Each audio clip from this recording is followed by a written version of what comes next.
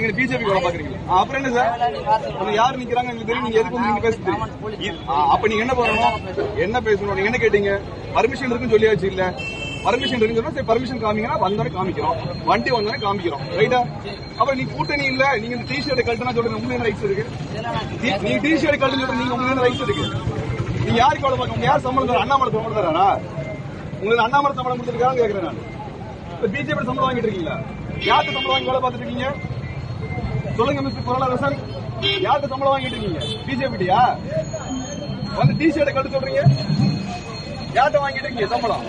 நான் கம்ப்ளைண்ட் பண்றேங்க உங்க மேல, பாத்துக்கலாங்க. டிஷர்ட் கழட்டு, டிஷர்ட் கழட்டு சொல்றாரு.